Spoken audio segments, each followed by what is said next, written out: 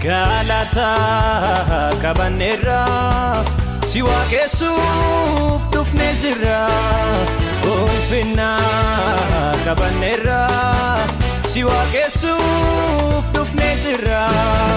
Waaqayyoon ta guddaanuuf hojjetee agarsiiseera nuyi warra gammachuu intaane faarsaa 126 lakkoofsa 3 irraa konfiraansii hafuuraa sagantaa galateeffannaa kennaa Waaqayyoo fi eebba kitaaba madaa'uu Yesuus Kiristoos jedhuu sababeeffachuudhaan mudde 1 hanga 4 bara 2013 waldaa ifa fayyinaa addunyaalessaatti qophaa'e. Galata qabna Waaqayyoof galata qabna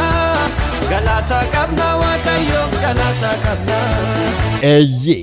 Waaqni keenya hundeeffama waldaa ifa fayyinaa addunyaalessaarraa eegalee raajii fi dinqii gurguddaa hojjeteen namootni hedduun dhibee fi hidhaa seexanaa hedduurraa fayyaniif hiikamanii guyyaa dhugabaatiif gahanii akkuma galateeffatan waldaan ifa fayyinaa addunyaas kennaa guddaa Waaqayyo iddoo waaqeffannaa nuuf laateef akkasumas eebba kitaabaa madaa'uu Yesuus Kiristoos jedhu kan ergamaa Geetaahuun Imrootiin barraa'ee sababeeffachuudhaan mudde 1 irraa eegalee hanga 4 bara 2013 guyyoota 4f walitti aansitee konfiraansii addaa sagantaa galateeffannaa guddaa qopheessuudhaan Kotta waaqa guddaa gaaffii keenyaaf deebii rakkoo keenyaafis furmaata nuuf kenneef nutis oolmaasaa danuuf kennaa waaqa keenyaa bara baraa lakkaawamee hin dhumne kanaaf waliin taanee galata galchina jechuudhaan jaalala Waaqayyoon isin affeerti.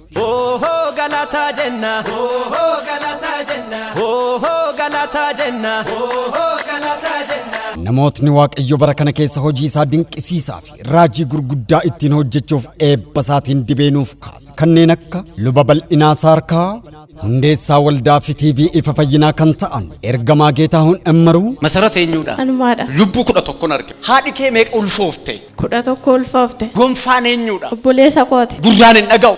sababa keetiif Waaqayyo waan haaraa godheera ameen maal ta'uu hin dandeessu ati ammaaf gajjechuu hin danda'u ol jechuu hin danda'u dhaabii hin danda'u teessuma hin danda'u kottu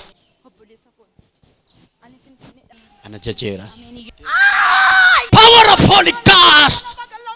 in Jesus name madaa'uu isaatiin fayyinni nuuf argame jedhamee barreeffamee jira kai sodaatiin bilisaati sodaatiin kai adeem ልቤ ባንተ ጸና jira wanni tokko hin jiru abbaa koo na fayyise afura maalite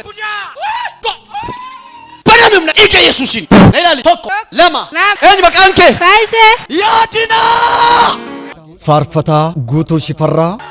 Biji namoota garabira Waaqayyo garuusuma Naazreet keessaa gaariin ba'een beeku har'a dhalata inni hidha maqaan isaa oolcha oolchaadha. faarfattuu bilisee karrasaa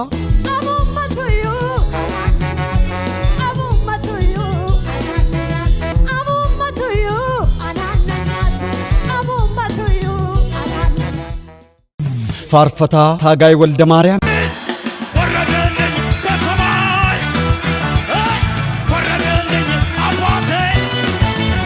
akkasumas faarfattootni fi tajaajiltootni waldittii hundinuu sagantaa kanarratti argamuudhaan lallaba sagalee Waaqayyoof barsiisa wangeelaan tajaajiluudhaaf sagalee raajiitiin ergaa fayyinaaf jajjabinaa waaqarraa dhufu nuun gahuudhaaf harka walitti rukuchaa sagalees ol kaasanii ililleef gammachuudhaan faarfachaa waaqa guddaa kanaaf galata dhiheessuudhaaf qophii isaanii mara xumuranii guyyaa beellamaa qofa eeggachaa jiru.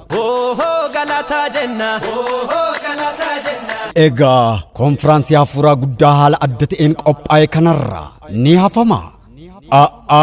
Akkamiin hafama? Maatiif hiriyaa firaaf ollaa bitaaf mirgaa waliin taane kaabaaf kibba baaf lixa biyya keenyaarraa walitti yaanee waldaa ifa fayyinaa addunyaalessaatti imalla. Sadarkaa ijaarsi waldichaa irra jiru kan uffee hanga humna kootii bagan hiixadhe nama jechisiisu arginee gagammadaa bakka waaqeffannaa Waaqayyo nuuf kenne irratti waliin waaqeffanna kitaaba ergamaa Geetaahuun Imrootiin barreeffame madaa'uu Yesuus Kiristoos isa jedhu eebbifachaa kennaa waaqa keenyaa isa guddaa fi oolmaa isaa danuu sanaaf galata galchina maal kana qofa lallaba wangeelaa guyyoota 4 eebbifamne sagantaa kadhannaan furamna gaaffii keenya maraaf deebii argannee hidhaa barootaarraas hiikamanna ergaa fi sagalee waaqarraa dhufu raajii fi dinqii Waaqayyo raajota isaa keessa buleen irratti hojjetu argaa dhagahaa abdii jireenyaa guddaa horan maarree ኮንፈራንስ ያፉራ ጉዳፊ ሰገንታ አዳ ሙደ ተኮራ ኤገሌ ሃንጋ አፍሪ በረኩመ ለማፍ ቁደሰዲት ገገፈሙ ከነረት አርገሙዳን ህርማቶታ ኤበ ዋቅዮ አከታተኒፍ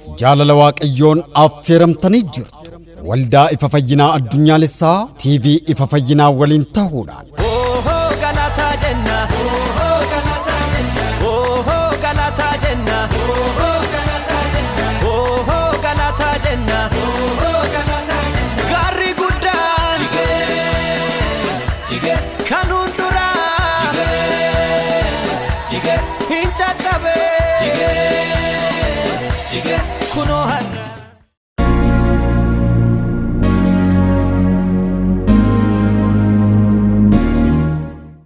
የደስታዬን ጩኸት የደስታዬን ጩኸት ለንጉሠ ነገሥት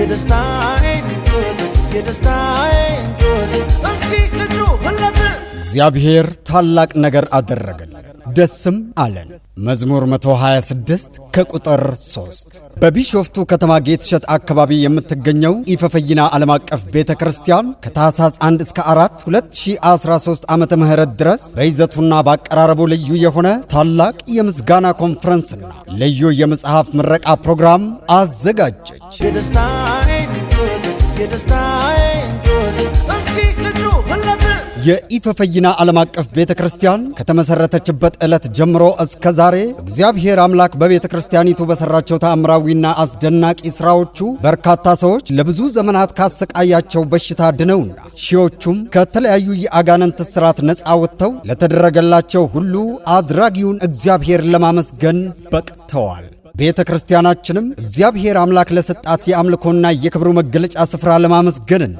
በሐዋርያው ጌታሁን እምሩ የተጻፈ የኢየሱስ ክርስቶስ መቁሰል የተሰኘ መጽሐፍ ምረቃን ምክንያት በማድረግ ከታህሳስ 1 እስከ 4 2013 ዓመተ ምህረት ለአራት ተከታታይ ቀናት የሚቆይ ታላቅና ልዩ የምስጋና ኮንፈረንስ በማዘጋጀት ለጥያቄዎቻችን ፈጣን ምላሽ በመስጠት ከችግራችን ነፃ ያወጣንን ሁሉን ቻይ ኤል ሻዳዩ አምላካችንን ኑ በጋራ ሆነን እናመስግነው በማለት በእግዚአብሔር ፍቅር ጥሪዋን ታቀርባለች። ቤተክርስቲያናችን ኢፈፈይና የደስታዬን ጩኸት የደስታዬን ጩኸት እስኪ ልጩህለት በዚህ ዘመን ተአምራዊና ድንቃድንቅ ስራዎቹን ሊሰራባቸው እግዚአብሔር አምላካችን በፍቅሩ ቀብቶ ያስነሳልን ታላላቅ የእግዚአብሔር ሰዎች ቄስ በሊና ሳርካ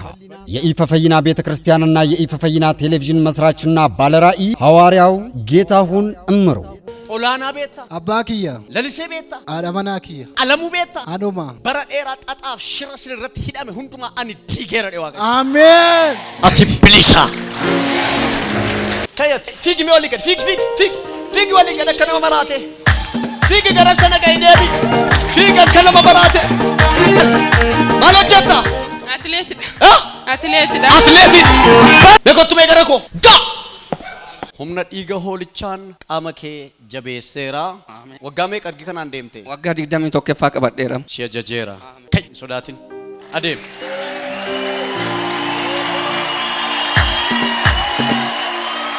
ጩፋሳ የነበርሶዳ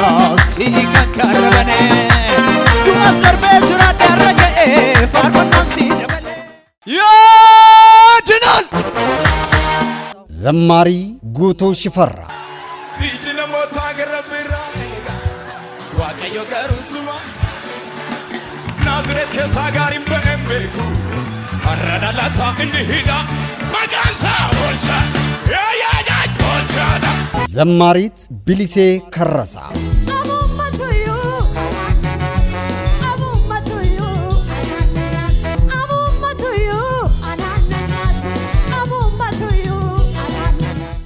ዘማሪ ታጋይ ወልደ ማርያም ወረደልኝ ከሰማይ ወረደልኝ አባቴ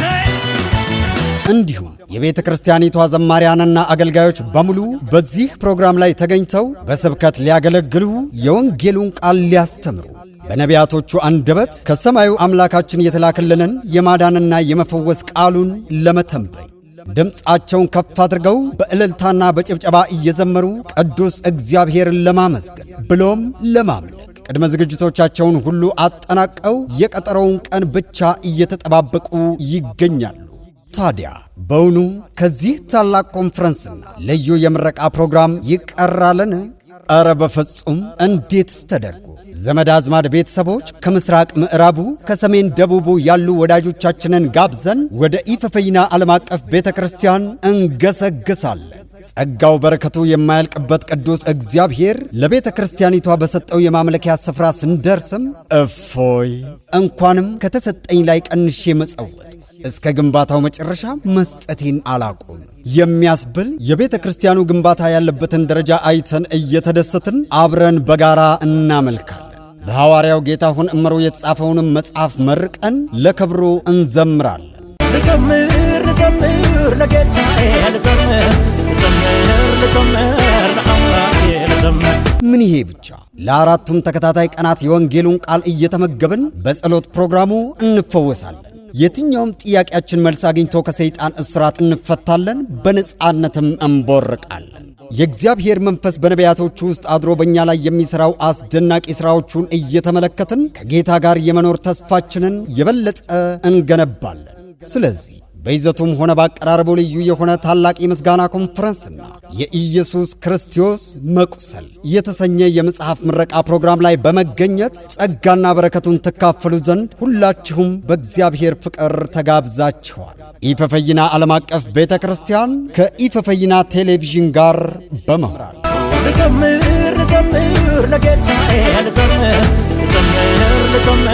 ለአምላኬ